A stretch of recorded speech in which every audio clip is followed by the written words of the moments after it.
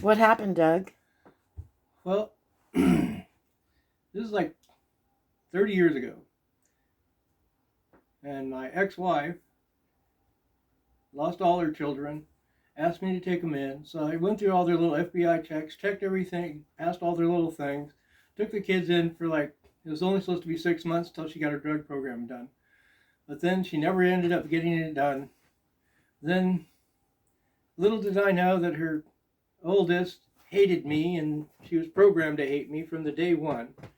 And I found out later that the conditions that they were living in was the worst case in Orange County's history of sexually abused children.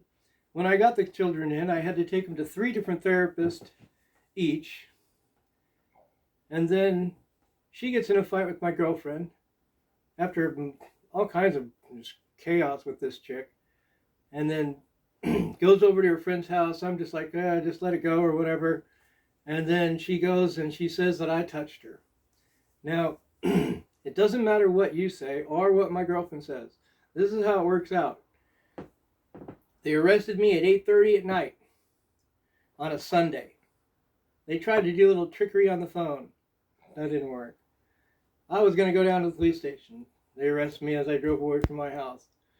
Then from 7:30 or from 8:30 till like 2:30 in the morning, they ended up just badgering me, trying to twist their story into what the truth is.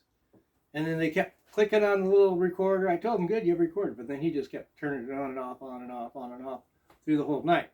Around 2:30, I got tired of it all. And I said, oh, just screw it. I'll talk to my public defender in the morning, if I'm going to court in the morning, like you said, and I'll just resolve it then. I don't even want to talk to you anymore. Because he was just stuck on stupid or stuck on some mission. I found out other things later about them. And then, so I sleep maybe a half an hour or something, which is probably worse. I should have just stayed up. And then they drag you into court at 8:30. I'm like, okay, who's my public defender? And they had one guy on this side, one guy on this side, 2 big black guys. And I didn't care about that, not until later, of course. And they they said, well, we already worked the deal out. I'm like, well, what do you mean? I haven't even got to speak. Don't I get to talk to my public defender? And they're like, well, we already got it. You're going to do 6 months in jail, and you sign this here, and da-da-da-da-da. I'm like, no, I didn't even do this. This never even happened. This is all bullshit that she said. That all the stuff that she said is what, or it's all twisted. It's what she did. And he says, oh, it doesn't matter because the priests are all, hurting children back in 2001 or whatever it was, and that it's a witch hunt out there. I says, what does that have to do with me? And he says, well, that's just the way it is. And I says, well, what's my bail? And he says, my public defender, which was this guy over here. And I was like, he started to say $100,000.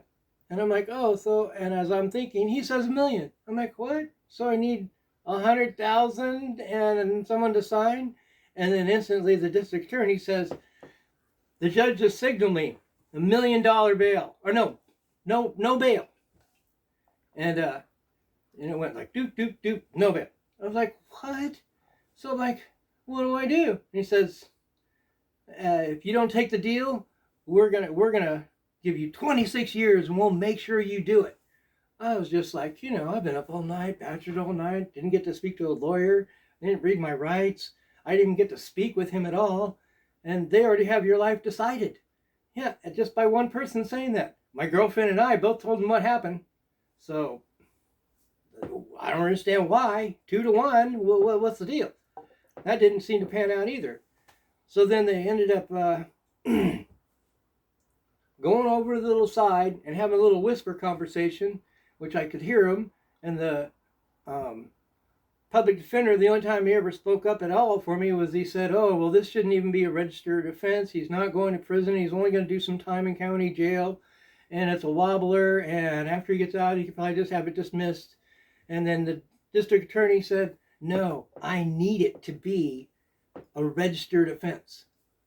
And I'm like, I heard him say that, they're all whispering off. And then they come over here, and then the judge didn't want to do the deal. So I'm like, screw it. Let's just do a jury trial. I'm like, just do a trial. I'm not going to do this. I thought I was going to get out 6 months. The district attorney's handed me a card from some lawyer buddy of his that'll help me fix it. And then, boom, away I go. And that was it. And it doesn't matter what you say. What matters is one person, an angry chick, can just destroy your life with just her words. But what do we have? Right here. Here's all the people right here. This is my proof. Right here, she went to all her friends when she was 18 or 19 years old, and they all were hanging out with her, and she got all buzzed, and then she started spilling the beans, is what they said. And she told them how the cops helped her convict me. They were just like rolling right along. Yeah. She said it was easy. And then after that, she tried to go into the military. And I ended up getting a call from someone from the military. This is many years later, like 6 years later or 7, I don't know. And she called me up crying on the phone, saying, just like these girls, they all called me crying after they found out what she did and saying how sorry they were. Same with the military lady. Then I find out that her she was trying to get into the Pentagon, become a secretary. And then they came and asked Grandpa and everybody around, like a background check. So then Grandpa said, hey, why would I believe anything she says? She's never told me the truth. And Doug has never lied to me. He says, you should go and check this out because this is not true. And because they brought it up. So they went and polygraphed her. And then, boom, she gets kicked out of the military. Boom, her husband ends up divorcing her and getting full custody of the child. And then also, there's so you have her ex-husband. Also have Ann, my girlfriend of 30 years. She's been through all of it. You can go, the lawyer can call her or whatever. Got Glenn on here, but Glenn's gone. My son was on here as a witness too, but he is now dead. From fentanyl. From fentanyl, and the fact that when I was trying to, with her, and she had all her problems, and then I had to my son needed my attention, and we all focused our attention on him and not her, and she got all pissed off and bitchy and took it out on me. And then, of course, there's the therapist. Went to the therapist. They said it was going to be 5 years, maybe longer. Who knows? They said, plan on being here a while. I'm like, oh, great. My brain, I'm like, oh, they'll probably convince you or something, even if you're not. So, and then the therapist at 6 months said, oh, I'm sorry for the system being so broken, Doug.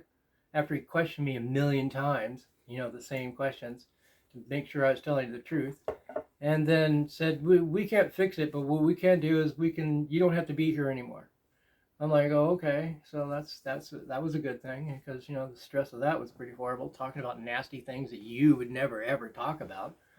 That's just sick. And so I didn't have to do that. Everything seemed pretty good. Then, of course, I was too good on probation, so they had to, just put you on honorary probation, then come in right at the very last second, right before your probation's up, and they found a microspec they couldn't even weigh. It had no weight. I don't know how you do that. They couldn't weigh it. The baggie was heavier, a little tiny baggie. And it was from before I ever, anything, it was in an old jacket that I had, and microscopic little thing, and that's what they violated me for, or whatever. And I said, no. Well, if you're going to violate me, let's just open up the whole case, because I've found out new information that, that I have proof, that I'm innocent. And I don't know how much proof a white man needs, but what's this? 13 people, including one of them being the military itself. And now, years later, I had the innocence program. They were going to take my case, but they wanted 25 grand. It was cost, I guess, but it's like 75 to 100 grand to have a regular lawyer. So I'm like, I'll try to come up with that. So convinced my girlfriend to sell her a nice house, and ended up not getting quite enough money. Moved to Arizona. I walk into their office, because you got to go and register and do all their little jumping through hoops. I go in there and I'm like pretty kind of happy, not real happy, but I'm sure I can come up with the rest of the money. And then I tell her, oh, hey, I just got some information and now I have proof and I'm gonna, get a lawyer and, get this all removed and get my acquittal. And then she jumps over and goes, I don't like you. And I'm like, whoa, what's going on? I just got here. I'm just trying to explain what's going on. And she says, you are, what was it? Convicted in a court of law and blah, blah, blah, blah, blah. And I had to just back off and get kind of quiet. Like, oh, well, okay. So then she says, oh, well, and she's going to do an Amber Alert if Ann, my girlfriend that's with me, is not going to be with me. I says, well, I don't know. We're talking, work things out. I just made her give up her house, and she's not happy about that or whatever, and we'll see what happens. And then they went ahead and did the Amber Alert. Oh, and California sent something saying that they, that I violated and went to prison and all this other stuff. I'm like, no, I didn't. And then she's all, well, if you did, I'm going to this and that. And she never got the paperwork, but she went ahead and she did the Amber Alert because she needed to cover her own butt. Okay, so the Amber Alert was pretty horrible. On your phone, it goes to a 20-mile radius to everybody around you, all phones. Emergency alert. Doug's here. Look out. Innocent man being screwed over by now. Was California. Now it's going to be Arizona. And so they flashed that around. I couldn't get food. I got crap in my food. I had to get water. I bought a property where I had a big water tank. So I had to go get that filled, and I had to go to California to get the water filled. They wouldn't fill it in Arizona. And everywhere I went, I got treated like shit. The what do you call it? The mail, where I put my mail.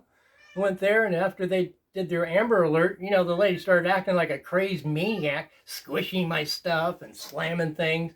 One of my inverters I bought a 5,000 watt inverter for the heaters for the trailer, and then she had thrown it on the ground because she damaged all of it, and you could tell it was her. I even complained a couple times, but they just back you off and say, no, you can't, you got to talk to the postmaster general and all this. I'm like, okay. And he says, oh, well, that's a big thing. And then all of a sudden she just disappeared and I wasn't there anymore. And she screwed up my credit on my thing, sending back mail that was saying, oh, you need to pay your yearly annual $129. Turned into like $800 for me 8 months later when I found out about it. So she's sending my mail back. That's, something to do with, I think you're not supposed to do that with your mail. And then, now here we are, and the lady, when I was there, got all mad at me, and she could see that I was pretty sad about the whole thing. She says, well, at least you don't ever have to come here again and see me. And I'm like, what? She says, yeah, everything's done at the DMV. That's all you have to do. Go to the DMV, you do everything there. And I says, well, what if I get a job? Well, you'll get an income tax and all that, and we'll know where everything is and all that. I'm like, okay. And, so just do everything to the DMV and I don't have to come in here? She says, yep. And then that was it. Now, here I am, 7 years later, or whatever it is, I don't know the exact date. And then they come arrest me at my girlfriend's house. And I did everything like they said. Once I started coming from my house, coming over to my new girlfriend, because they chased away my other girlfriend when the Amber Alert went out. She had come home and she's shaking and crying, and so are all the dogs. I basically had to push her out. My soul That's was because breaking. the guys were running around the... Right. After the Amber Alert, they're shooting guns off over my place and around the place and honking horns and yelling and screaming. They always showed up when I wasn't there, only when she was there. So that sucked. So now they want to... So you told her to go... So now I'm trying to... They're trying to put me in jail or re-up on my, put on probation. They've said all these things like, oh, I'm not registering, my cars aren't registered, and I'm not registering, saying where I'm at. I said, they said to register all my stuff at the DMV. And when I came over to my girlfriend's, I put all of my truck and my trailer and and my ID and everything as the mailing address. So we got both of them on there. My actual permanent address and my address here where I'm staying at my girlfriend's too. I can go back and forth. And so now I don't know what to do. I need a lawyer or someone that could help me, please. I'm not very good at making these videos. This is about as good as I can get. If there's a law firm or law group or Trump, what's up, man? You got like a quarter of the world's population in jail. let's say it again, a quarter of the world's population of people are in America, in their jails. 4 million people. I think it's 2.3 in prisons, 1.7 in all the jails, counties, lockups, all their other little things. It's close to $1 trillion. Adds up to like $800 billion or something, and then you add up all the other stuff. So I thought we were supposed to be the honorable ones, the good ones. And they say that there's 10 to 20% of the people in jail that are innocent. Well, when are we going to stop that? Who's going to step up for that? Here's what you need to do. Get rid of probation, get rid of parole, because all that is to entrap people. That's all they do. They don't try to help you or relocate you or get you acclimated to work or any of that. They just try to, how can they foul this person up? And that's it. And thank you very much. And if anyone can pass this on to anybody and all people, you can use it in your own video. You can make an extra video about it. It's all good with me. And thank you, and God bless.